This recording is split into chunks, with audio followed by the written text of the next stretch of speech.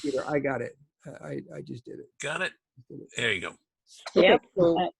so we did the introductions. I want to talk a little bit about kind of what I've been hearing. I know Dave's been hearing some other people about kind of what's going on in the industry. Unless you vehemently disagree with me at this point, let's hold on the industry stuff. We can do another call later if everybody wants. Talk a little bit about opportunities, some strategies, and then we're going to turn it over to Cliff on how to start your own hotel company. I want to make sure there's somebody waiting, so I'm going to admit whoever that is. So, okay. So this is sort of the agenda that we had kind of talked about. On terms of thoughts in the industry, STR, which is STAR, which does the STAR reports every week, they said that after 9/11, it took 3 years for hotels to get back in RevPAR performance. In the 2008 financial crisis, it took 4 years. Most experts are talking that it's going to be 2024 to 2025 before our industry gets back. I think we're hearing and seeing now that limited service is doing a little bit better, right? These are the kind of roadway hotels that you see on the road. So limited in service, select service is sort of coming back. I still get the STAR reports for South Florida, and it was exciting to see this weekend that Fort Lauderdale was at a 46% occupancy. I mean, thank God for small favors. But the challenge is going to be the urban and the convention hotels are mostly closed. We really need a vaccine. I think everybody knows that. We need time for people to have confidence to rebook group business. And of course, there's going to be all kinds of space configurations that are going to be challenging. If we have to go with a 6-foot, arrangement there for, every person, obviously that's going to change kind of what happens here. So these are just some thoughts on kind of the things that are out there that are really going to be challenging all of us. And let me see what my next slide is here. Hold on a minute. So what do I see as the opportunities in people I talk to? So, I had a lot of owners. I've talked to a bunch of owners. I've tried to figure out kind of what things are going. I had a couple of consulting jobs. I was going well into February, March, and then had to take a pause because of COVID. Those guys still want to come back and do some other things. But essentially, in talking to a whole lot of people, everybody thinks that there's a possibility that many of these hotels are going to go broke. A lot of hotels have signed 90-day forbearance agreements where they're not paying their mortgages.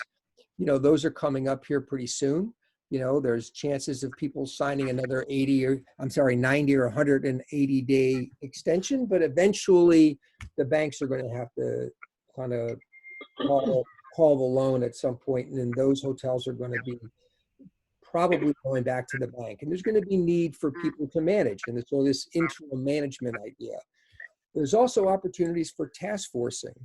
I was talking to a company called Ergo Hotels, and I mentioned that a bunch of friends that are, currently on layoff or starting a new chapter in their life. And they were saying, wow, we would really love the opportunity to be able to task force people if we need a general manager or a director of sales of food and beverage person. So I think those are really interesting, ideas.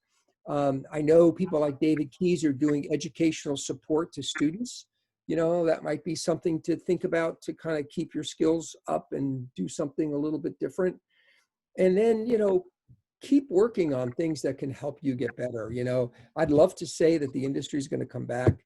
I've been this my whole life, and I know that hotels have been around since, as Bill Edwards used to say, since Bethlehem.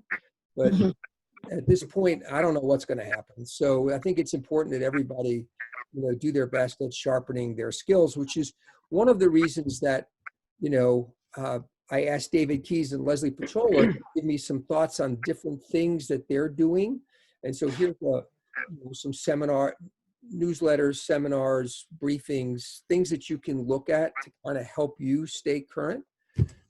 And then, of course, the purpose of this call is to introduce Cliff Enico, who's going to talk to us a little bit about how to set up your own consulting company from A to Z.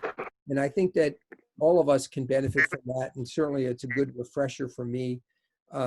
I am recording this so that I'll hopefully be able to share this with some folks who are not able to make it. So unless there's any questions on the introduction piece, I'll open it up. Does anybody have anything they want to share before we go to Cliff? Excited. Thanks for setting this up. I really appreciate it, Frank. Yeah, thanks, buddy. Yeah, no, I want to help everybody. Okay, so let's get going. So Cliff, you know what it is when a lawyer's clock's got to tick. So let's take it away. Okay, that sounds great. And thank you for the great introduction. First of all, welcome to everybody here. Thank you for taking out a piece of your day to listen to a lawyer talk about a topic that is very, very near and dear to my heart, which is starting a consulting practice of your own. First of all, Frank, you disabled my screen sharing here. Oh, did I? So yeah, so just enable me so that I can load my stuff. Okay. Well. That'll only take a second. In the meantime, just a quick introduction about me. I mean, Frank gave me, he gave you the bad stuff, which is I'm a lawyer. Okay, that's the worst of it. It all gets better from there. But a couple of words about myself. I've been a lawyer for 40 years of my life. Yes, there were no child labor laws back then. I was a prodigy. I was Mozart. I was doing this stuff at 5. But no, trust me. I look every bit my 66 years. But I do represent literally hundreds of consultants in virtually every state of the union and in virtually every industry. So this is something that is not exactly new to me at all. Number one. Number two, I have a little piece of TV history, which is kind of very interesting. Back in the 90s, I actually had a TV show on public television. It was called Money Hunt. It actually ran on 10 years on public television from 1994 to about 2003. And the basic idea is we had entrepreneurs from around the country come on the show. They presented their business plans, and we had a panel of experts who basically ripped them apart and told them what they were doing wrong, what they could be doing better, and all this. Does this sound like a show you know? Does this sound a little familiar? A little bit. We had the first Shark Tank, is what we did, and we didn't know it. We were on PBS for literally 10 years, and we didn't know we didn't give out money on the show. That was the big difference. It was more of an educational. This was public television, so we had to be a little bit more, highbrow about what we did. There had to be an educational purpose to it. They put us next to Sesame Street, which really weirded the kids out. That's why the Gen X is so weird. But we're not going to go there. But seriously, but the third thing you want to know about me, and this is actually fairly important, I have a YouTube channel, and it's a YouTube channel you may want to know. I have over 40 videos up there, and these are not 5-minute videos. These are hour-long presentations like the one I'm going to be giving today on every aspect of starting up a business of your own. If you go to youtube.com and search for Cliff Enico, just like it's right there on the slide. Do not search for Clifford, because you will get the big red dog, and we have problems, he and I. Just the author, we have trademark issues. His lawyers send me, letters every once in a while saying I can't use the name Clifford, but we're cool. We're fighting it. We're fighting over it. We're working out a compromise. But seriously, check out the YouTube videos, because a lot of the subjects that I'm going to be covering today, I'm only going to be able to do like in 2 minutes. So if you want more detail, if you want to dig into the weeds a bit more, my YouTube channel is the place to go, and it's all free. I'm not charging for these. I'm not, you're not going to get any calls. No attorney will call your office. And with that, I would like to be able to load my slides, but I still can't do it. Yeah. So does anybody know, because we're a very cooperative group here, does anybody know how to help me get this going? Hey, Crystal, I see you on there. Does anybody know how to? I think you have to elevate me to a presenter is what you have to do. Yeah. Is what you have to do as a co-presenter. Once you elevate me there, then Frank, I can do it. Left click on participants and find Cliff and then make him a presenter? See, I can't do anything without Kristen. Let me just say that, okay? I'm so glad. Not many of us can. That's not true. Isn't that? It's the truth. Without Kristen, it's like the world is ending. How about if I make you host? Does that work, Kristen? That works. Should do.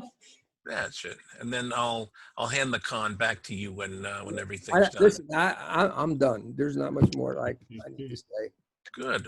We'll let Cliff. There you go. All righty. So can everybody see my slides now? Yeah. Yeah, we can see Hey, we you. did it. The joy of technology. Let's give Kristen a hand, everybody. Thank you. Yay. Believe I me, hear you. For that, Christian, you get a discount when you call me. Remind me. This is you got to get something for this. So this is it. Just so you know, I am extremely graphically challenged, like all attorneys are. So these are going to be the ugliest slides you have perhaps seen in your life. But now, if those of you who doubt that I am a lawyer, there's my proof right here. We always tell you what we're not going to do before we tell you what we're going to do.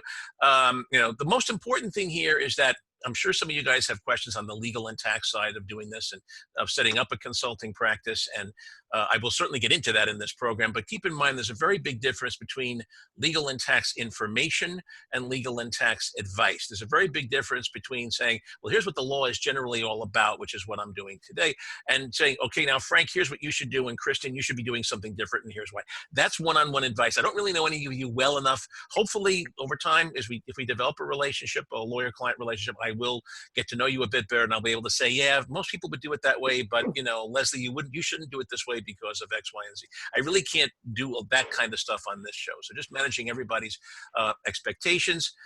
First of all, congratulations to all of you on being laid off. Now that may sound like a weird way to begin a program, but seriously, for the last 30 years of my life, I have been working with people just like you who have been downsized from corporate America for one reason or another. No pandemic. This is my first pandemic downsizing experience, but for 30 years, I've been working with downsized corporate executives. It's no secret that when you reach a certain age in corporate America, nobody wants you anymore, and you kind of have to fall back on your plan B.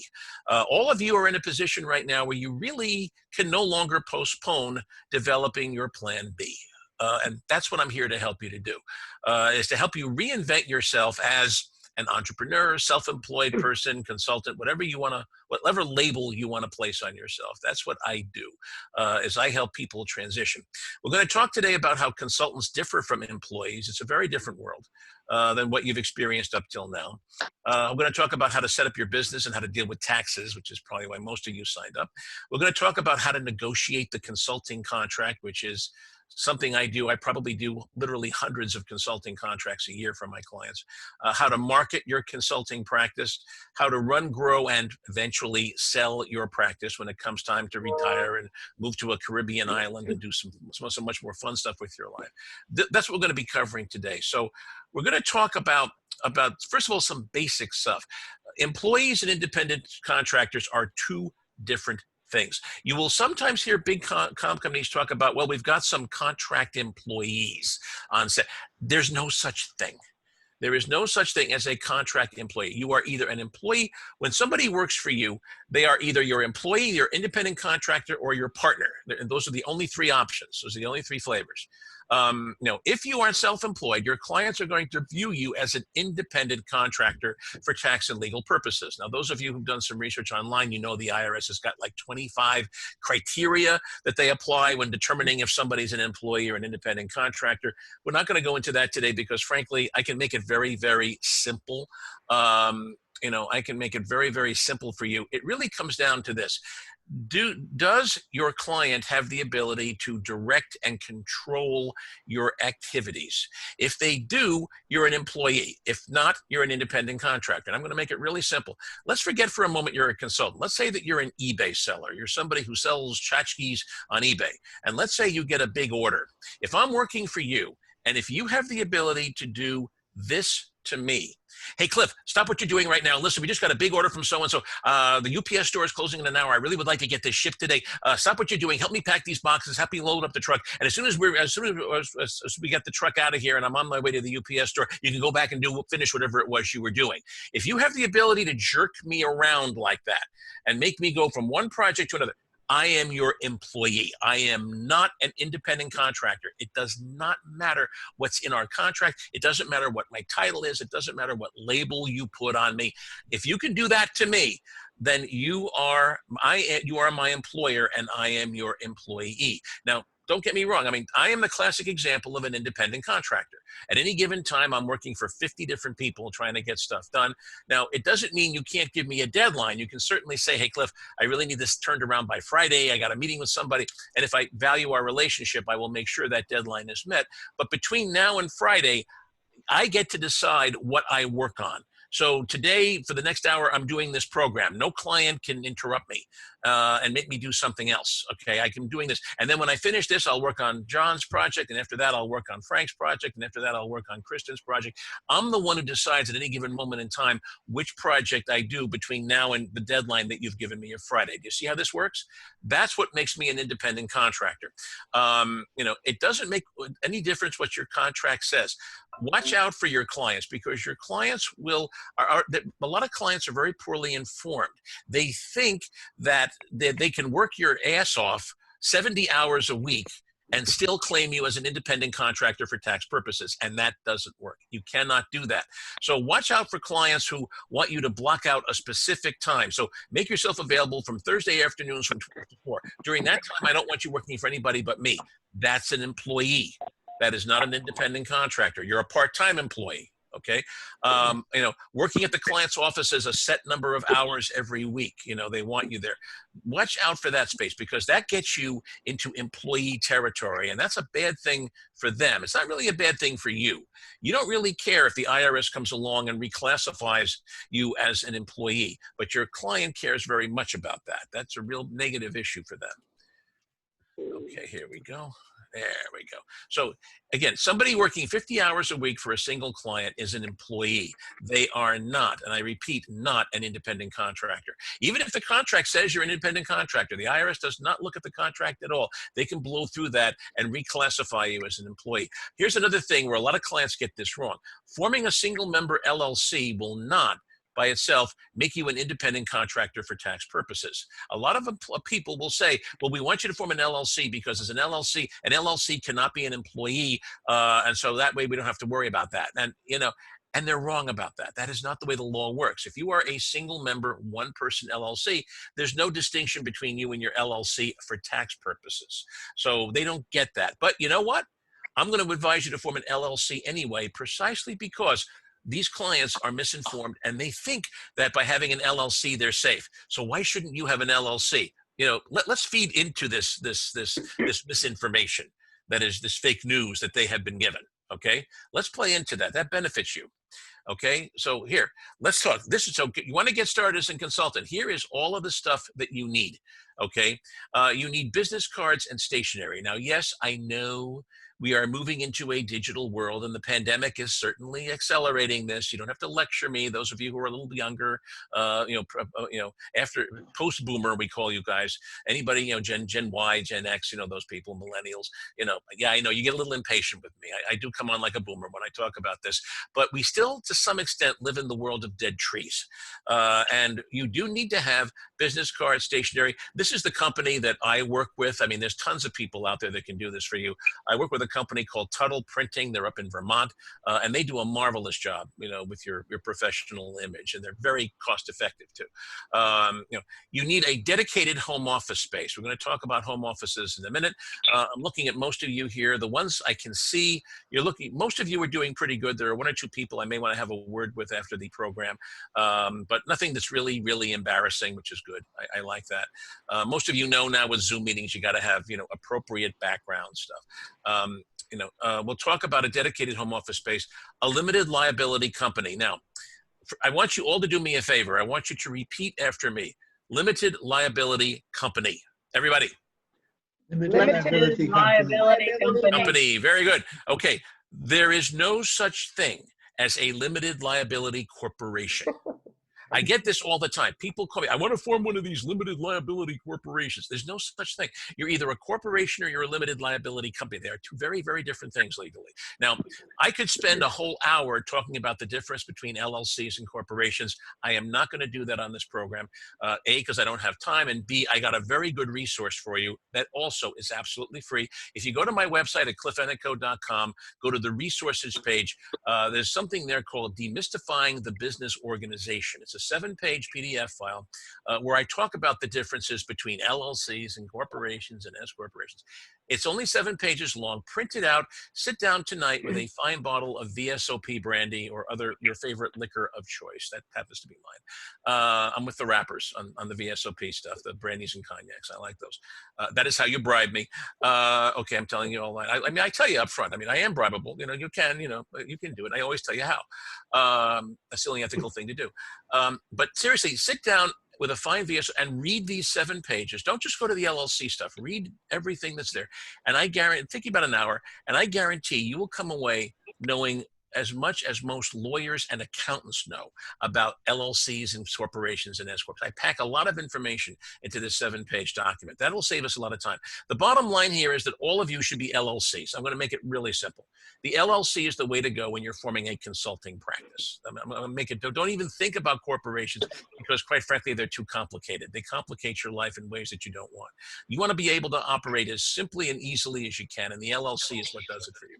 Contract forms, we're going to talk about that, the different forms of contract you need, a website and a LinkedIn profile. Now, here's where I get off on my high horse.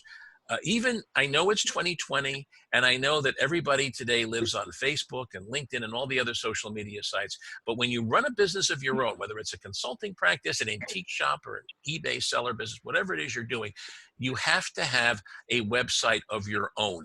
If you are, Cliff Enico, I expect you to be cliffenico.com. And if you are not at cliffenico.com, that's a real credibility kill for me.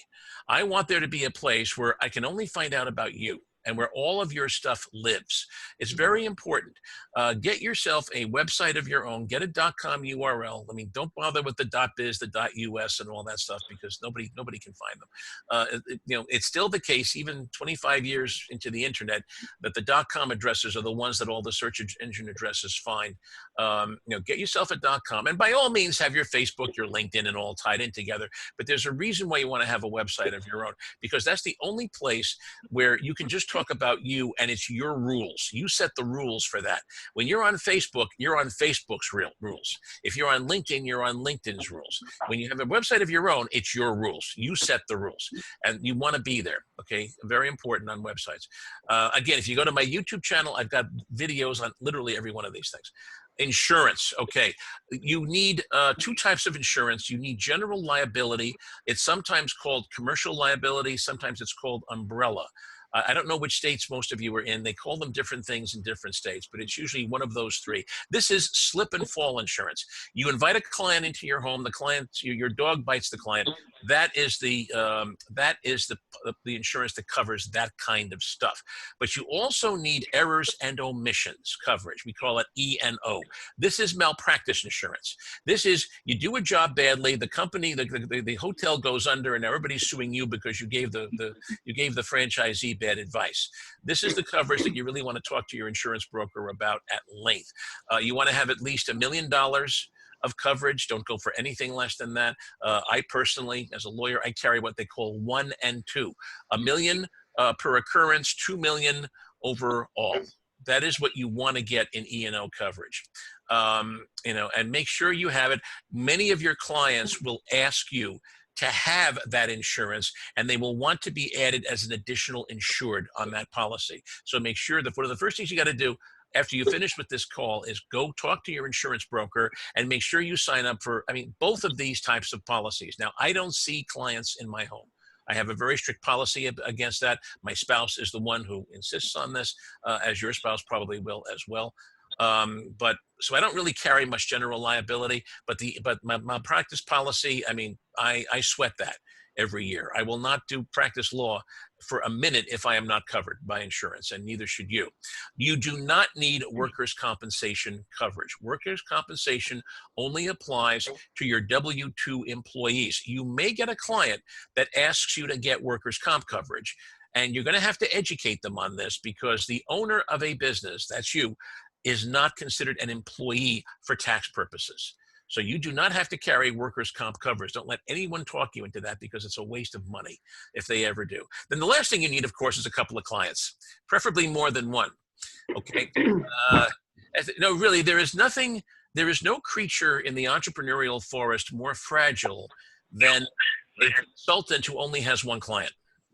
You know, when you only have one client, you're putting all your eggs in one basket. As Mark Twain once said, it's okay to put all your eggs in one basket, but then you better wash the hell out of that basket.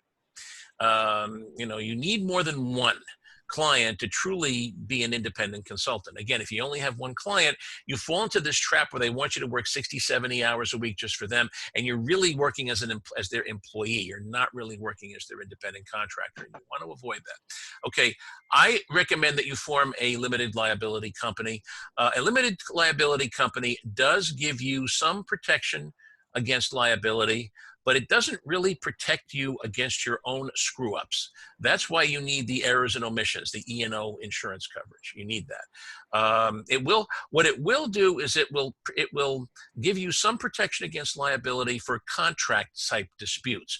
So, you know, the client, you know, thinks you were going to do X and you don't think you were supposed to do X. That wasn't part of what they asked you to do. When you get into those kind of disputes, the LLC does give you some protection of your, when you form an LLC, what you're doing is you're putting a wall up between your business assets, the stuff that you use in your business, and your personal assets, everything else. Okay, by putting this wall up, you're saying, you know, okay, if I screw up and you sue me, well, you can still get to my business assets. That's why you need the insurance. But everything else, my kids' college tuition fund, the house, you know, everything like that, everything else is behind the wall and is protected from attack. That's what you're doing when you're forming an LLC. Some clients will require an LLC because they think, again, wrongly, that it cannot be considered an employee for tax purposes. That's their mistake, but it's not your problem. They want an LLC. Give them an LLC. It's what gets you the business, and that's what you care about. Now, some of you know that there are certain benefits to having an S corporation, what we call a subchapter S corporation, when you reach a certain size. Not today. Today, there is no benefit in being an S corp at all. And S corps are complicated as hell. There's all kinds of rules you have to remember. They're very formal. You have to do certain paperwork at certain times, or else you lose the protection of the S corp. They're bears. They really can be. But when you do get to a certain level, there is a little trick you can do with S corps where you can divide your income into two halves. You have your compensation for your services that you can provide, and then the distribution of profit that you take at the end of the day. And by dividing these things into two, you save a lot of money on the Social Security and Medicare taxes, is what happens there. Now, that usually happens when you get up to about $100,000 a year in income. Just so you know, when you find yourself getting close to $100,000 in income, it's probably a good idea to talk to your accountant or to me about having the LLC taxed as if it were an S corp. You do not have to form an S corp to be taxed as an S corp. You can actually elect to have your LLC to be taxed as if it were an S corp, and then you can do that little dividing the income into two halves thing. So my advice to all of you now is form an LLC now. When you get up to $100,000 in income, let's have a conversation about whether being taxed as an S corp is a better benefit for you. Someone's actually going to have to crush the numbers and figure out what the tax savings is going to be, you know, so that you don't waste money on it. Now, how much does it cost to set up an LLC? I mean, Frank did ask me specifically to talk about my fees. If you go on my website at cliffeneco.com, you'll see I have all my fees up there. I don't make any secret of them. I charge a one-time flat fee of $400 plus whatever the filing fees are in your state. Now, they usually range between $100 and $200. So your budget, if you're going to hire me to do this, should be in the $500 to $600 range. That's not 400 plus 500. It's the 500 and 600 includes everything. It's all inclusive. What you do is you call me, I look up your state, I calculate what the TVs are going to be, and I tell you exactly to the penny what it's going to be. You write me one check, and that's what you pay. We don't go by the hour. We don't worry about phone calls, FedEx. We don't worry about any of that stuff. The one check covers me. I'm very comfortable. I do at least 500 of these a year. So I think I know how to do them by now, I hope. Now, there are cheaper places to go. You've probably heard of a website called LegalZoom. They are cheaper. They will do it for, you know, $100, $200 plus the filing fees. You always have to pay the filing fees no matter what you do. But the thing you have to keep in mind about LegalZoom, and I'm not knocking my competition, for forming a one-person LLC, they're probably just as good as any lawyer. The only thing is, though, they don't do all the steps that are necessary. You know, whenever a client forms a business with LegalZoom, inevitably I get a call from them a year later because one of the steps was missed. And now the state's sending them all kinds of nasty letters. Why haven't you registered for this? The big thing they don't register you for state taxes. There are some states that require you to charge sales tax for your consulting services. Connecticut is such a state. If there's anybody here in Connecticut, it is such a state. So somebody has to know that even though you're a consultant, you're not selling goods, you're not selling tchotchkes on eBay, you may have to register for sales tax. And that LegalZoom does not do that for you. They just simply say, now, okay, you got an LLC, congratulations. Now talk to your accountant and find out what taxes you have to pay. If you're hiring me, I include that as part of the service. That's the difference. And most attorneys and accountants will do that too. So just be mindful. If you set up your company with LegalZoom, fine, but you still got to talk to your accountant about the state and local taxes that you have to sign up for, because LegalZoom will not give you advice. Okay, next you got to get a federal tax ID number, what's called an EIN. It stands for Employer Identification Number, but you don't have to be an employer to get one of these. It's a social security number for a business. That's what a federal tax ID number is. Now, as a sole proprietor, let's say you decide you don't want to have an LLC. You're okay being, Susan doing business as Susan's Consulting or something like that. You can do that. That's perfectly fine. It's what's called a DBA. It doesn't give you any protection against liability at all. If you do, the IRS does allow you to use your social security number as an EIN. But I think that is a very, very bad idea. Because if you use your social as your EIN, at the end of the year, you're going to have to send a lot of people documents with that tax number on it. Do you really want other people to know your social security number? I don't. I love you all. You look like all like very nice people. It's just the ones I can see. The ones I can't see, I'm a little worried about you, but that's all right. I don't want any of you knowing my social. Okay, and you should feel the same way. I'm a big nut on privacy. I tend to be in my practice. So get an EIN. The IRS gives them out for free. Have your accountant do the application because they ask for trick questions sometimes. So for example, if you have a consulting practice and you are the only person involved, you don't have any employees or anybody else that you work with, how many employees does the company have? How many would say 1? How many would say 0? The correct answer is 0. As an owner of a business, you are not an employee for tax purposes. Remember, I said that before, okay? If you fill out the form online, the IRS form to get the EIN, and you say that you have 1 employee, you're going to get deluged with all the employee tax stuff, the 940s, the 941s, which you don't have to do as a one-person consultant. So make sure that someone who knows what they're doing does the application for you. And if you're using LegalZoom, they're pretty good. They'll get it done right. I'm not knocking LegalZoom just because they're my competition. You don't want to spend a ton of money on the LLC when you're starting up. But also, here's the other thing: when you do get an EIN, and you have an accountant or other tax preparer like an H&R Block do your taxes, make sure they know about the EIN. Because a big mistake that people make when you file taxes, let's talk about how you file taxes. When you're a solo consultant, when you just work for yourself, really taxes are very easy. What you do is you file Schedule C on your 1040 each year. That's what you do. If you are a sole proprietor or a single member LLC, you file Schedule C on your tax return, which is part of your 1040. It's income or loss from a trade or business is what you do. Now, if you have an accountant working with you, they use TurboTax. And TurboTax is a great program, but it has one little flaw in it. The flaw is when they do your 1040, the first thing they ask is type in the client's social security number, and that becomes the header on every page of your tax return, including your Schedule C.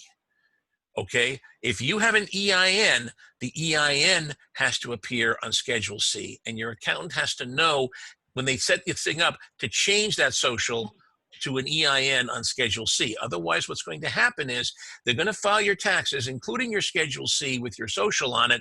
The IRS is going to get it, but you have an EIN, and they expect to get a tax return with that EIN on it every year. So you're going to get a nasty letter saying, hey, Susie's Consulting Where was your tax return this year? You're late, you owe penalties, you owe interest. But in fact, you don't. You did everything right, but it was under the wrong number. So just make sure when you get an EIN, do it by all means. I really recommend it. Make sure your accountant or tax preparer knows that so that they can set up the Schedule C right when they do your tax return each year. Okay, now let's talk about 1099s. January is going to be your least favorite month of the year when you have a solo consulting practice, because that is the month where everybody in the world that you have dealt with in the last year sends you a 1099 form saying how much they paid you. And this is the law. Whenever you work with an independent contractor and you pay them more than $600 a year, which isn't much, most of you will do that on your very first gig that you do, they are required to send a 1099 in January of the following year. What they will do is they will send you a Form W-9 saying, hey, I was a client of yours this year. What is your EIN? Because I need to send you a 1099 by January 31st. Okay, so do you understand now why I don't want you using your social as your EIN? Because you're going to have to give them that information. You're going to have to give this client, who maybe a crook, you don't know, your EIN, your social security number. The EIN's okay. That you can give to anybody, but the social security number you want to protect. So they're going to send you W-9, you send them the form, and then they send you a 1099, which is just the gross amount. It doesn't get into deductions or anything like that. It just says, this is how much I paid you, gross, each year. And then you're the one who has to figure out, what the tax liability is and everything else. The joy of being an independent contractor. Remember, as an employee, when you got those, your paycheck every 2 weeks or every month, all the taxes were taken out. Remember that? Those days are gone. Now, as an independent contractor, you have to sweat those deductions. When I pay you $1,000, that doesn't mean you live on $1,000. That means you have to deduct, federal and state income tax, your FICA, your FUTA, your Medicare, all that has to be deducted, and someone is going to have to help you with that, your accountant or somebody else. So dealing with taxes, that's the worst part really of being a solo consultant, is dealing with the taxes. But the good news is, that's why I always suggest, even if you do your own taxes, have an accountant work with you the first year or two that you're doing this. After you've been through a couple of tax seasons, you'll know how to do the paperwork yourself, and you can take on more and more of the responsibility and save some money. But for the first couple of years, the taxes can be a little complicated. Get somebody to help you those first couple of years, an accountant, tax preparer, H&R Block, somebody who knows what they're doing.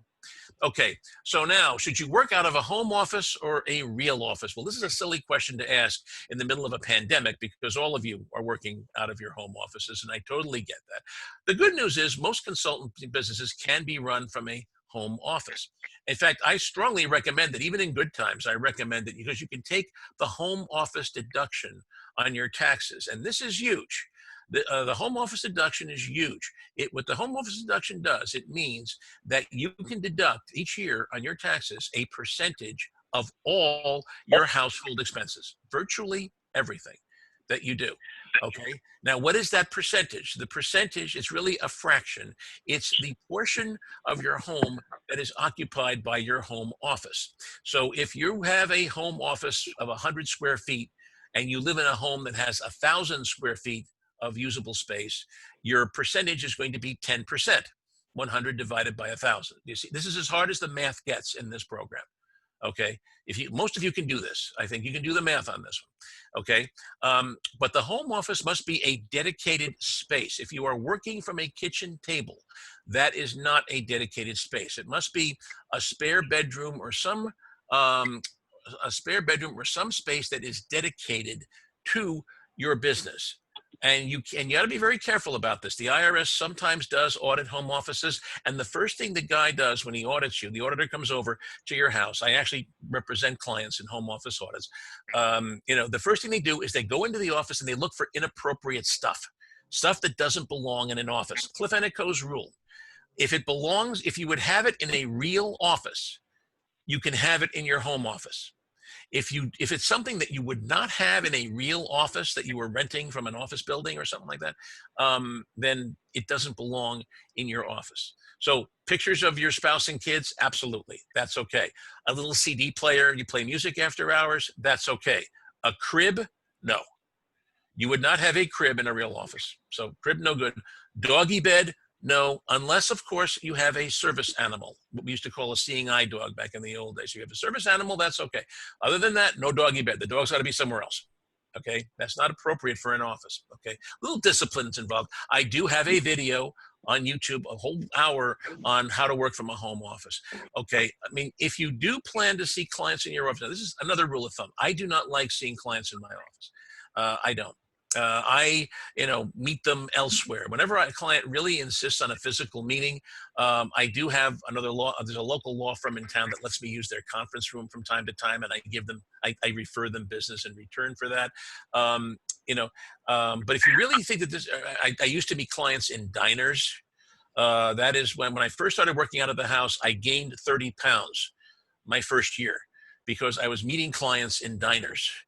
Okay, I mean, I actually became known as the diner lawyer of Fairfield County, Connecticut. I mean, every diner owner in Fairfield County knew Cliff Enico. Diners are a great place to meet clients, but you got to watch the weight. Make sure you don't cancel that gym membership because you're going to need it when you start work. No, seriously, when you start working out of the house, I talk about this in my video. You now have the best commissary that you ever had working for anybody. And that can be a real temptation. If you really think that you're going to be seeing a lot of clients in your office, once the pandemic lifts and we're not doing the social distancing as much, get yourself an office in one of these executive office suites where you rent by the month. Don't lock yourself into a 5-year lease, for any landlord, because you don't really know how things are going to go. There are places, there's a chain called Regus, Regus, that has like office buildings in just about every major city in the country where you can rent for so much by the month or something. And they'll answer your phones. They have a receptionist. It makes you look like you're for real. You can do stuff like that. And it's actually, it's fairly cost effective. But for most of you, you can work out of your home. Okay. How do you price your services? Okay. All right. This is the trickiest thing. The biggest mistake that consultants make, and this is almost universally true, is they underprice themselves, especially when they begin. Now, one of the reasons you're working with Frank is that he will help you with this. He knows the hotel industry. He knows what other consultants charge. He can help you with your pricing. This might not be as big a deal for you as it may be for some other people. Listen to what Frank tells you here, because most people, when they start out, they end up grossly underpricing. And that is a big problem because people will take advantage of you. If you go out and say, well, I'm only $50 an hour because, okay, somebody's interrupting there. You might want to just mute yourself just a little bit until we finish this piece of it. I realize a lot of people have questions. I'm going to try to address them at the end of the program.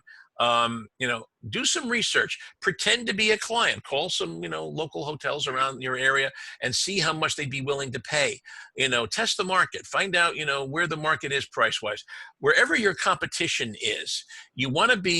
If you want to give a discount, give maybe a 10 or 15% discount, but don't give them anything more than that. If your nearest competitor is charging twice as much as you are grossly underpaying yourself. And that's going to cause problems down the road. When you undercharge, you end up hating yourself and you end up hating your clients because they're not giving you a living wage. If you overcharge, if you shoot too high, you can always discount, So for example, well, look, my normal rate is, $500 an hour, but you know what? I'm really interested in this project. I see a long-term relationship here. This isn't going to be a one-off. Just for now, let's do it at $400 an hour. I'll give you a break on my fee with the understanding that, once we get to know each other a little bit better and you feel comfortable with me, I do want $500 an hour ultimately. In the meantime, your nearest competition is charging $300 an hour. You're doing great. You don't realize it. Never undercharge your customers. Okay, let's talk a little bit about your consulting contracts. I'm going to have to rush a little bit because I want to end on time. Okay, if your clients are larger than you are, they probably have a standard form of consulting contract that they want you to sign. And it's a 50-page monster, and it's got all kinds of clauses in there referencing all kinds of federal statutes that you never even heard of. You need someone to help you look at these, and I do this for my clients all the time. My standard fee for this, by the way, if all I'm doing is reviewing your client's form and sort of advising you on where the bodies are buried and correcting mistakes, that's a one-time flat fee of $400.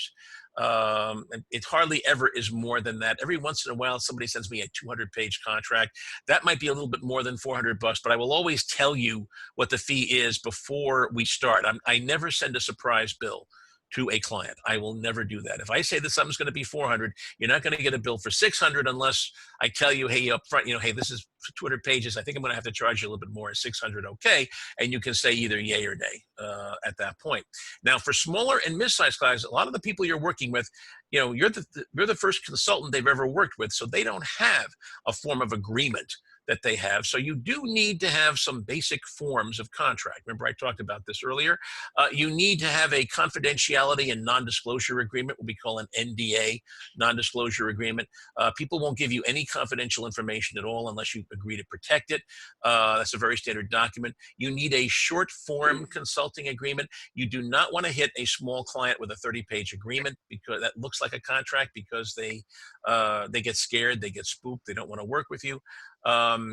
My contracts tend to be in the 5 to 6 page range, in general, and they're done like letters to the client. They look like we use a letter form, which is much more client friendly. If you're planning to bring on subcontractors, let's say, for example, a hotel franchisee wants your services, but they also want some help in designing their website to make it more user-friendly. Well, you're not a web designer. That's not what you do. You may want to subcontract a web designer that to come in and do that piece of the job. So you need some kind of a subcontract agreement between you and the subcontractor, showing what you're going to do, what they're going to do, how you're going to arrange for payment and all this good stuff. And then last but not least, you need a statement of work. Now, the statement of work is not a legal document. The statement of work is just a list of what you're going to do, what you're not going to do, how much you're going to charge, and when payment is due. That's all it is, and it gets slapped on to the contract. What you want here is you want to have the same legal contract with all of your clients to the extent possible, but the SOW changes with each new client. So every time you get a new client, you do a new statement of work, but then once you've gotten that worked out, you slap your standard contract onto it so that you only have one set of rules with all your clients. That's the nirvana that you're trying to get to here. Now, I do offer a one-time flat fee for doing what I call a suite, which is all 4 of these agreements. That's a one-time flat fee of $800. Again, if you're using me, other attorneys might be cheaper. By all means, shop around, but that's what I charge for doing the contract suite for smaller clients. Okay, let's talk about how you negotiate contracts. We're going to race through this a little bit because when you're working with somebody like me the first couple of times, I will coach you on how to do this. But here's what I call the big 4.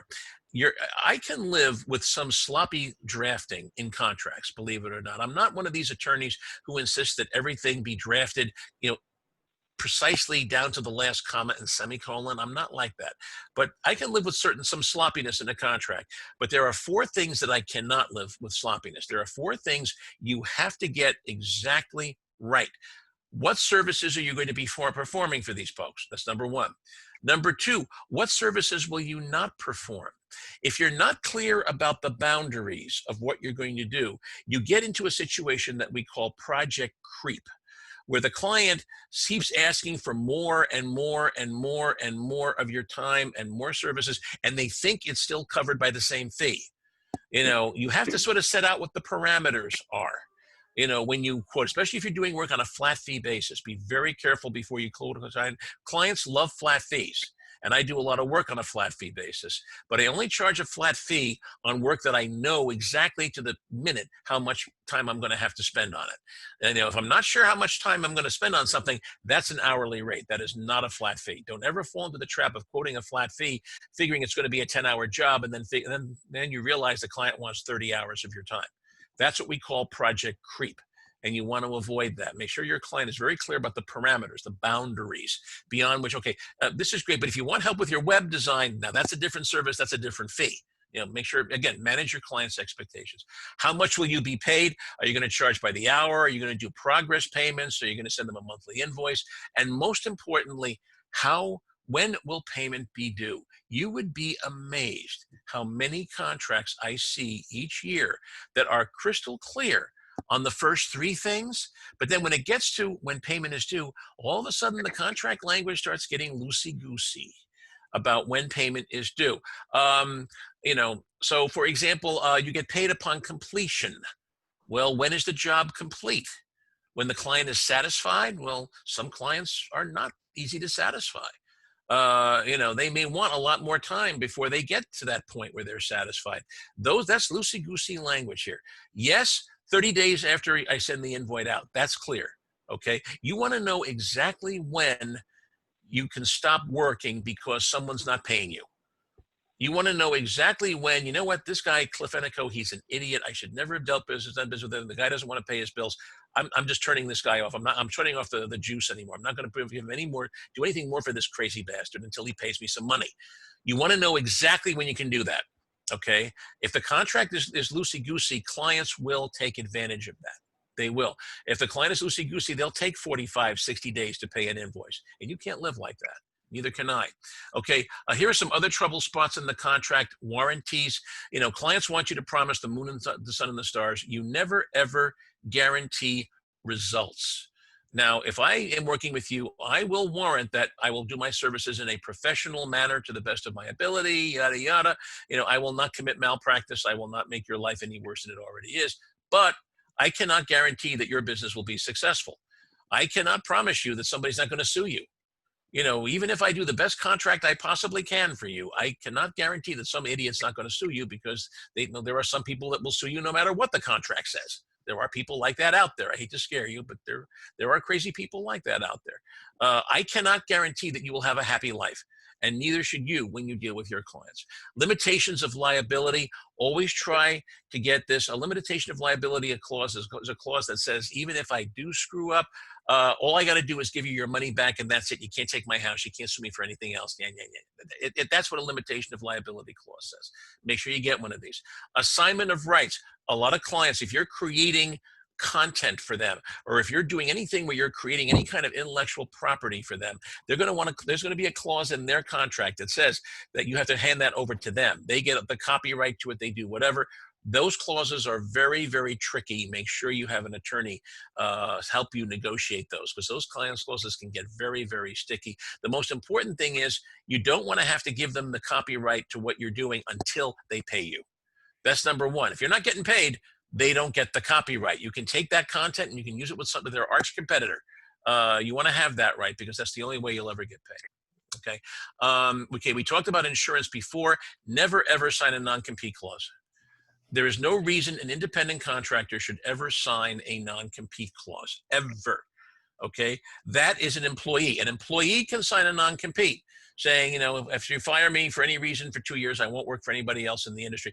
That's fine. Sometimes those are enforceable. Sometimes they're not. But an independent contractor like you should never sign a non-compete. You know, if their arch competitor calls you tomorrow and says, hey, we want you to work with us, you should be able to work for both companies. Just obviously create a wall between that so that there's no confidential information going back and forth. Make sure you're not doing a conflict of interest, getting into a conflict of interest situation, but you should be able to work with whoever the hell you want. Okay. The statement of work, normally I don't charge for this. If you ask me for a form of SOW, I'll send you my standard template. I won't charge you a penny for it. There should be no legalese in the SOW. This is the only stuff that should be there. Description of the services, the timetable for completion, the list of deliverables, your client's responsibilities, you know, anything. And if you deviate from the contract in any way, let's say, for example, your client says that the contract will be covered by New York law. They want to have California law govern the contract because that's where they are.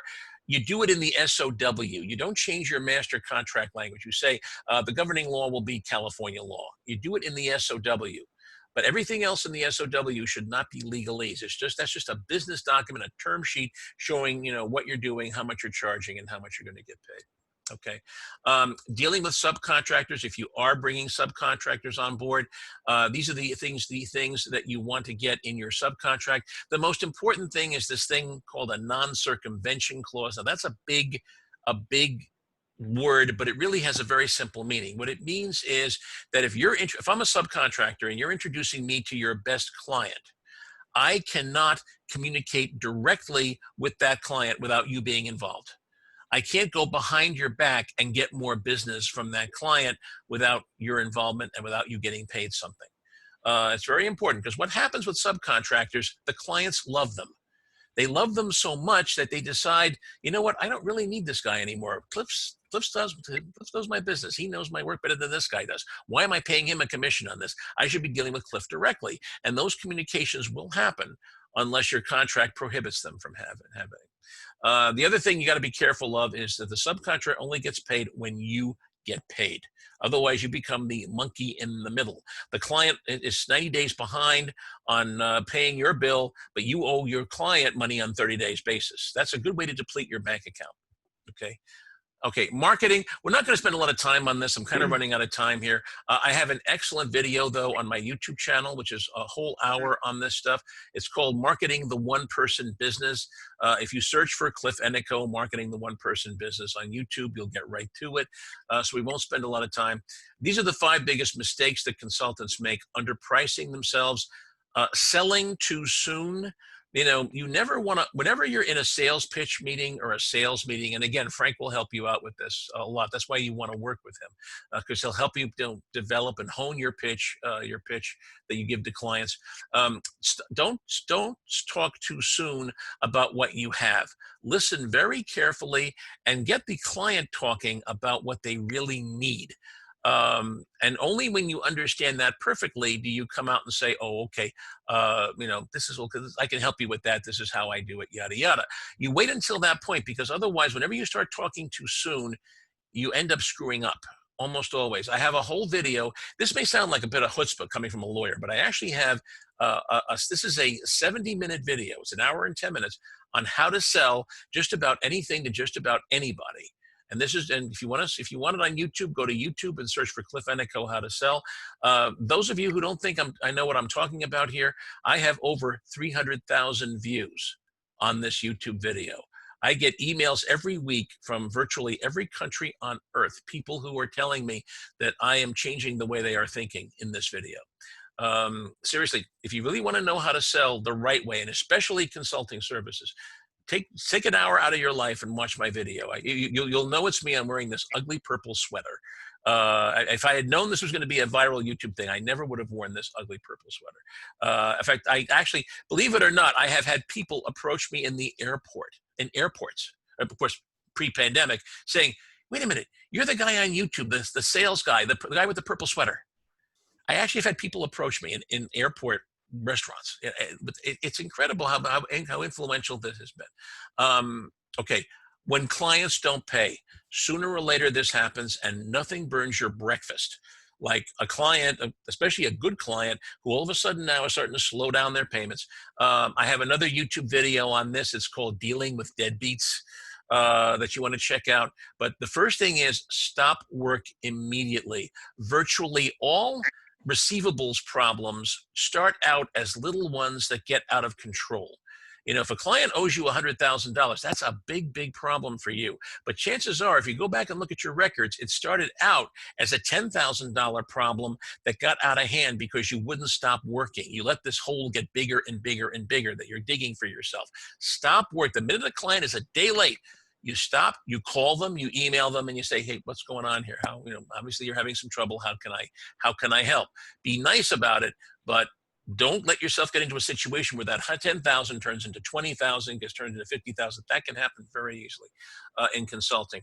Okay, last but not least, growing your practice. There are only 24 hours in a day. There's only 7 days a week. When you're a consultant, what you are selling is your time, ultimately, and there's only so much of that in a week. Consulting is a non-scalable business. If you want to grow your business, you're going to have to hire people. Either that or start working 160 hours a week, which nobody at this stage of life wants to do. Basically, do you want to be a manager? You know, sooner or later, if you're really successful, you may want to hire, kids out of college or recent MBAs and train them in what you do. You may actually want to do that. Or maybe you'll hire somebody else who got laid off from a hotel or something like that. I mean, they're out there. And believe me, they value your help.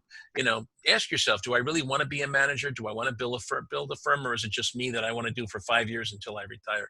That's only a question that only you can answer. So these are my big takeaway points. Don't become an accidental employee. Don't become so beholden to one client that you end up working virtually all your time for them. That's really the lesson of the employee versus independent contractor stuff. Don't end up in a situation where you're really acting as somebody's employee, but they're not withholding the taxes the way they should. Form an LLC. Get an EIN. Be invisible in your home office. Don't be I've been working out of my house for 30 years. None of my neighbors know that I do.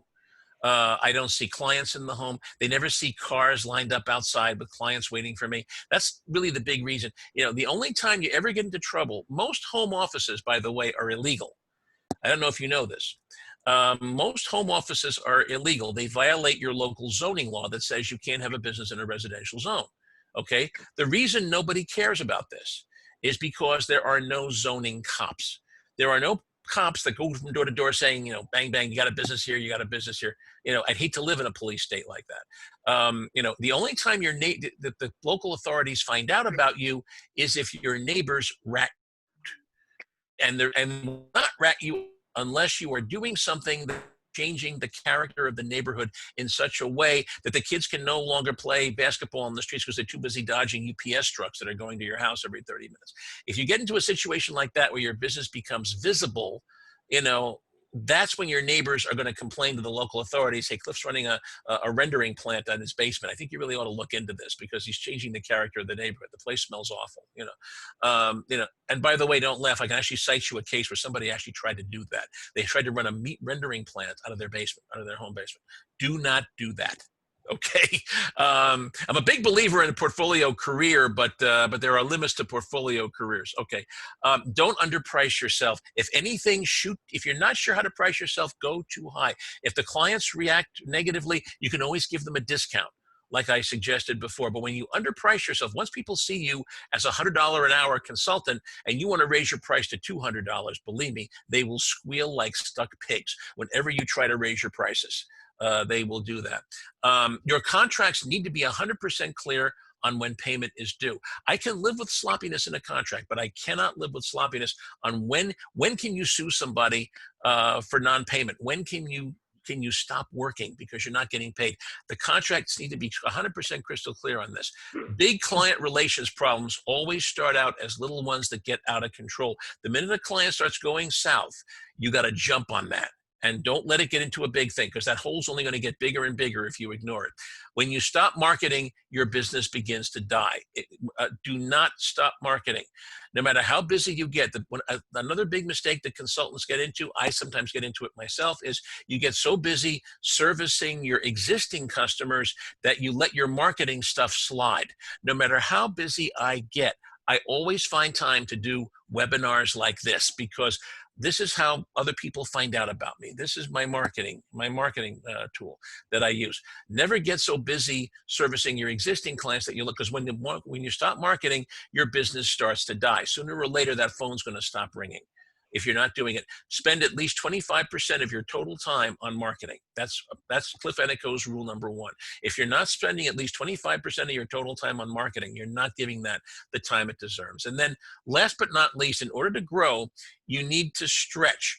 The success in consulting, I think, is dependent on large part on sooner or later, a client is going to ask you to do something that you kind of know what it is, but you've never done it before. And when that happens, it's very tempting to say, well, no, I really can't do that. Yeah. But this is how you lose business. And also, this is how nature tells you where the opportunities are. You know, let's face it, we live in a time of tremendous change right now. People are asking me to do things where I'm kind of scratching my head. They want that? Do lawyers do that? You know, I'm asking myself this on almost a daily basis, but I can't afford to say no to these things. This is the way to grow, is to get outside your comfort zone. If someone asks you to do something that you kind of know about, but it's a little outside of what you've done, your experience, what you had to do sometimes, you got to bite your tongue and say, you know what, I can help you with that. I may need a little time on this. I'm kind of busy right now, but I can help you with this. And then once you get the business, learn like hell how to do it. I mean, I can't tell you how many times a client has asked me, hey, Cliff, can you do this kind of contract? A little offbeat. Oh, yeah, I can do that. Give me a couple of days. And then I go frantically looking online to my databases. Okay, let me see if I can find a form of this frugal framus contract that this guy wants. You know, that's a made-up word, by the way. But this is what you do sometimes. You know, you can't be a prisoner of your resume. You know, in order to grow, I mean, I will tell you right now, why is it that I am working with, you know, literally hundreds of consultants around the country? The answer is because somebody like Frank called me 15 years ago and said, hey, Cliff, I'm doing this thing for people who are starting up a consulting practice. Can you put together a program on it? This is how you grow. You become the expert. Okay. Let's face it, none of us are born knowing everything. The only way that you know what you know today is because, somebody threw you a project, you said yes, and you figured out how to do it. Keep up the good work. This is how businesses grow. So this is my contact information for those of you who want to reach out to me. I never charge for initial consultations. So please don't worry about it. That you never pay me anything until we agree that you will. I will never send you a surprise bill for anything that I work on. Give me a call. I'd rather spend 10 minutes on the phone and give you some free advice than have you guess wrong and come back at me with a problem that's going to cost $10,000, $15,000 to solve. That doesn't do anything for either of us at that point. As in the words of an old ad for a muffler shop, it was this grizzled old mechanic. He was a cigar chopping guy. He says, when it comes to mufflers, you're either going to pay me now or you're going to pay me later. That's kind of how I look at my practice. You're either going to pay me a small amount today to stay out of trouble, or you're going to pay me a huge amount later on to get out of trouble when what hits the fan. So with that, I'm going to turn this program back to Frank. I know you guys have some questions. I'll try to answer as many of them as possible. I'm running a little bit over, and I know that. But Frank, the con is yours. Great. Well, thank you very much, Cliff. Hope everybody can hear me. It was very informative, and I thank you very much. And you can see why I hooked up with Cliff, because he's a great presenter. I know a bunch of you guys got to go. I've actually got a call with my client in 5 minutes, but if there's any questions, let's open it up. You guys don't want to hear from me, so any questions? Wow, I was that good? I mean, it's Dave Keys. I suppose I have a ton of questions. It's just the point of just getting started, right? I think you're pretty clear. Step one is, have a further discussion and start an LLC, right? Just to kind of get things started. But what do you think is the next step? Like, if we're all here, we want to determine what's next. Okay. The good news is it's very cheap to start a consulting business. It really is. The big things are, number one, form an LLC, get an EIN. Absolutely. I'm a big fan of that. Number two, get some business cards and stationery printed up. Number three, get a website URL, a .com domain name. So davidkeys.com. Well, your name's a little bit more common than mine. cliffenico.com is not an issue. But David Keys might be. So maybe you're davidkeysconsulting.com. Keep it simple. People need to remember your URL. If you have a choice between using your name and using something that's easy to remember, do what's easy to remember. Get yourself a website URL and start building a brand around that. You probably can find some kid in your neighborhood that'll do a website for under $500. I'm serious about that. Call the local community college, and they have courses in computer science, and those are the kids you want. That's all they do is design websites all day for credit. So, take advantage of that. Get yourself a little website set up and just start holding yourself out and see what's out there. What kind of business is there out there? Now, Frank is going to help you a lot with that. If you're working with Frank, he'll help you. He'll help you target the hotel franchisees and all that kind of stuff. He can give you much better advice than I can on how to market to those people. That's why you're working with him, but get at least the framework set up and then go out there. You may find that it's something totally different. You may find that you're talking about your eBay selling hobby, and all of a sudden you start getting calls from people that want to set up eBay businesses and want you to help with that.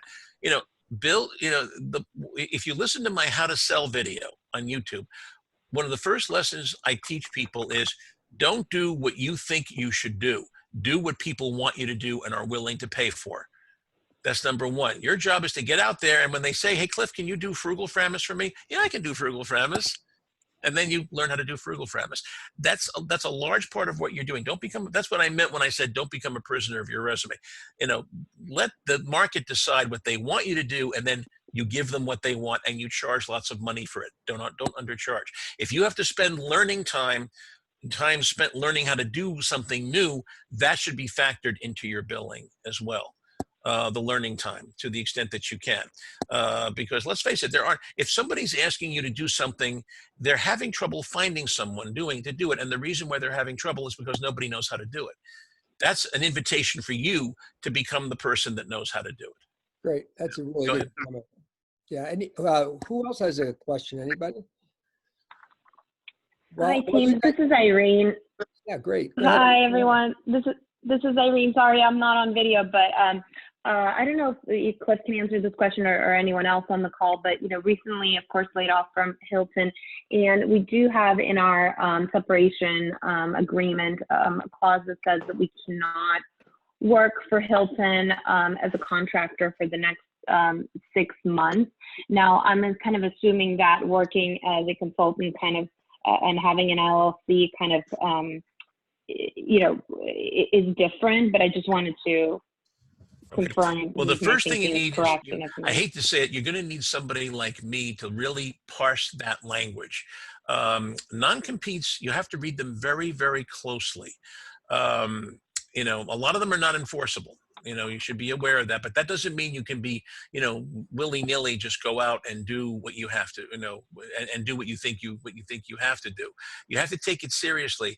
But I'll bet you, if I looked at that closely, I could probably figure out some ways to get around it in ways possible. So, for example, where it says you cannot work with Hilton, does that also cover Hilton's franchisees who are independent contractors? Right. It may not. So that's the whole way you have to look thing. at it. So Cliff, I've had 3 or 4 people on this call today speak to me directly about that question. Mm-hmm. And I'm pretty sure what they're talking about here is you can't work for Hilton corporate. Right. That's what I would bet. And I think, Dave, didn't you reach out to your lawyer or something on that? I did. And his understanding is, and again, we should all get our own opinions, but his understanding was that is if Dave Keys is going to become a contractor to Hilton Corporate, and Hilton has a contractor form that you have to submit to become an official contractor to Hilton, then we can't do that for 6 months. Mm-hmm. Yeah, I'm pretty sure That has nothing to do with me, working for Ergo, and they happen to have franchises, but, we should always get, further opinions on that, but that's my understanding. Yeah. Well, that's good legalese to get further opinions, but I'm pretty sure, Irene, that's what they're talking about. In that, and so it makes sense, right? Think about it. Hilton gave you guys X dollars, whatever it is. I don't even know, right? Everybody got a certain amount of money, so they don't want to. If they go back to hire you, they may want that money back, right? Or they don't want you to work for some division within Hilton that might not know the other division that paid you. And so there's some kind of a duplication there. So if you want to send it, Cliff, since everybody got the same document, would you take a look at that one page or something? Yeah, sure. You can send it to me, by all means, and I'll certainly give you my thoughts on it too. Somebody wants But to yeah, share that, And the interesting thing, not to beat this horse, it wasn't included in our separation agreement. It was included in the FAQs. Okay. Okay. Well, here's the thing. I mean, it may or may not be enforceable, but you don't want to be the test case, David. Right. Oh, I hear you. Now, let me ask you this. When were you terminated? What day? June 26th. We were all on the same day. June 22nd. All right. You 6th, realize that in a week, we're already a month into it. You're 6 months. 6 months goes by like you wouldn't believe. How many people here believe we're 6 months into 2020 already? Right. This time flies. What you want to do is begin laying the groundwork so that, even after the 6 months is over, should you want to consult with Hilton Corp directly, you're in a position to do that. And they will want to work with you because you're already up and running. That's my advice. And I kind of agree, but without even looking at it, I think I'm agreeing with Frank that it's not going to restrict you from dealing with third parties who are independent contractors. It probably prevents you from saying you can't hire. The one thing that it probably does say, and this is enforceable, you can't hire away any of their employees. So if you get a big gig with one of Hilton's top franchisees and you say, hey, my assistant, Susie Cream Cheese back at Hilton, she'd be perfect to work with on this job. Let me call her up. Let me see if she's willing to leave and work with me. That would be enforceable. It's called a non-solicitation clause, and the courts will enforce those. Okay. So just be careful. You can't hire away any of their people. If you do want to do work with another ex-Hilton person, you got to ask some questions about when did you leave? Are you under any kind of restriction that, is different maybe than what I'm under? You got to make sure that you're not causing them to violate their agreement with Hilton, whatever that may have been. Awesome. Great. How about another question? That was great, Irene. Thank you. Hey, Frank, this is Ron. I have one about, is an LLC specific for one business, or can you bundle multiple businesses under an LLC. Let's say my wife does something, consulting, I'll just call it, I start doing consulting, and let's just say we have rental property. And that all be bundled under one, or do they need to be specific LLCs? Okay. Okay, no, here's the answer. You can bundle multiple businesses into an LLC, but they all have to be owned by the same people. So if you set up an LLC as Ron, and your wife has a consulting business, then she has to be part of your LLC, and you split everything from both businesses 50-50, or however you decide to do it. You know, if there are other family, if it's just you, then you can do as many things as you want under the one LLC, although the real estate business I would do separately. I would have a separate LLC for that. Generally speaking, service businesses and real estate ownership, those are very different charts of account. Those two businesses are going to look very, very different. You know, you don't really want to have businesses under the same umbrella that are very different, because then you get into a question of brand identity. So if a tenant slips and falls in your residential real property that you lease to them, do you want them to be able to attach your consulting income? That doesn't make sense to me. So if you're doing a bunch of service-related businesses, then one LLC would cover it. But if it's different family members, they really should have their own LLCs. Your wife will not want you to have a piece of her business, and she will not want you to have a piece of hers. So that's the best way to go. You can put, I think I hold the record right now for the number, the biggest number of Schedule Cs on a single 1040. I've got 12 Schedule Cs on my 1040 from 12 different things that I do.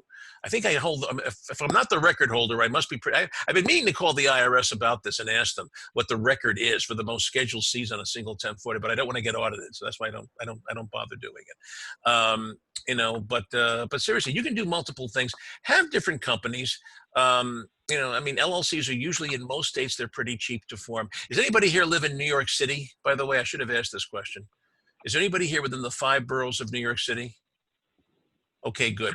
Because that's the one place in the world where forming an S Corp is cheaper than forming an LLC is New York City. And there's a reason for that. I won't get into. Lisa, I am in New York City. This is Lisa. Oh, hey, Lisa, how you doing? Hi, good. You can't see Okay. me, but I can hear you. Okay, good. Well, forming an LLC for you is going to be very expensive. You're probably better off going directly to the S Corporation. And we're running out of time, but when you call me, feel free to call me and I'll be happy to explain at no charge why that is. New York City is the worst place in the country for LLCs because of the way their laws set up.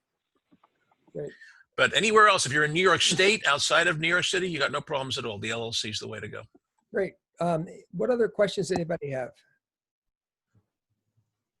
I'm sorry, I lost that. No, I was asking if anybody had any questions, but one thing that I do want to go back to regarding some of the legwork everybody needs, you should start learning how to do QuickBooks, okay? Mm-hmm. So that you can start setting up your own little company. Another thing I would strongly encourage that I've been a big advocate of is YouTube, okay? You could learn freaking anything about anything on how to do anything on YouTube, and I would strongly recommend. And when you learn how to do QuickBooks, you don't have to know about the debits and the credits as much because QuickBooks makes it easy. So I think it's really important if you do want to set up, you know, a consulting company that you do QuickBooks. And in fact, you know, I'm working on my own QuickBooks and I don't know how to do all this stuff. So I found somebody, it's like $100 an hour, whatever, and then help me make sure that I put things in the right places. So for tax time and whatever, it makes life a lot easier. So Yeah. I think In most parts of the country, by the way, you can get a bookkeeper for less than $100, much less than $100 an hour, probably like $40, $50. That's another thought. You know, in most parts of the country, not New York City, Lisa, I'm sorry.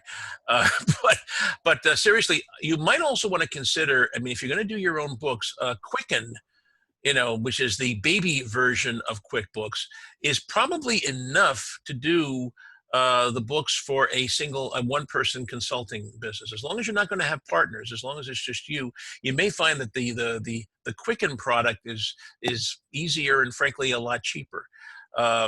You know, I don't use QuickBooks for doing my books. I actually use, believe it or not, I use Microsoft Word to do my bills every month. I know, I can see the reaction there because when I send a bill to a client, I have to tell a story. I have to give them a narrative. I can't just say for services rendered ... $1,000. I have to explain what I did, when I did it. I have to remind them of the work that I did, so that I don't get into a lot of pushback from them. And it's just easier to do that in Microsoft Word. But you can set up a template in Microsoft Word in 5 minutes, and that's good enough. Great. Does anybody else have any thoughts? So I'm going to leave you with a couple thoughts. One, I really appreciate everybody jumping on here. I think the Hilton spirit, and not just the Hilton spirit, because there are some folks on here that are not in Hilton. So let's just say the hospitality spirit is really strong. You know, that's what we all got into this business for, to make people happy. Unfortunately, we're not very happy right now, but this is an opportunity for us to get happy. And so as things go down the road, you know, I've been talking to a bunch of you about trying to do some more work together, and maybe there's opportunities to do that.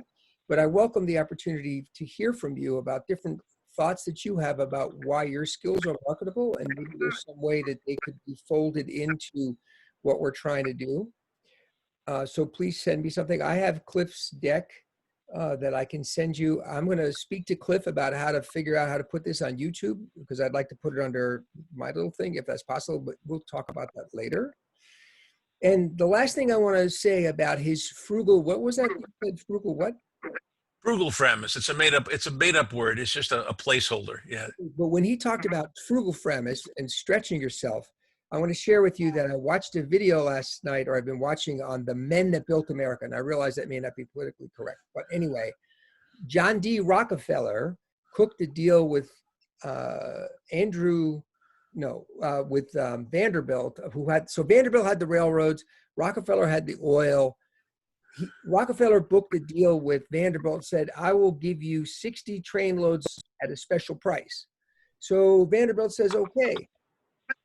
Rockefeller leaves and only has 50% of the production, but he has to figure out a way, using his frugal premise idea, of getting the extra production up, which he does, and then he ends up making it and he becomes the richest guy in the world. So Cliff's comment about stretching is a good one. So it's how I've grown my practice. I mean, I hate to say it, but most of the things that I was doing for clients 40 years ago can now be done by computers.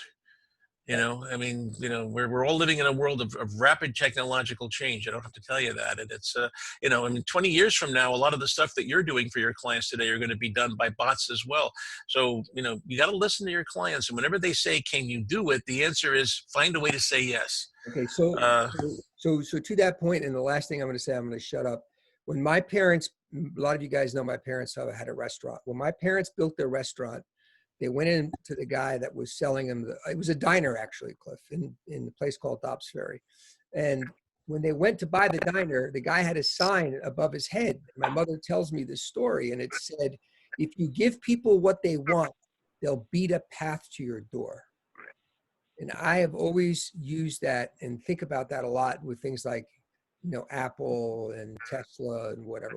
So, okay, I guess we'll wrap it up, guys. So Cliff, thank you. Thank you very much. Thank you, guys. And I hope I hear from all of you. You know, I may be a little slow to respond, but please feel free to call me, email me. Like I say, I don't charge for the initial calls. If you have specific questions, especially Lisa in New York City, we got to have a conversation about LLCs.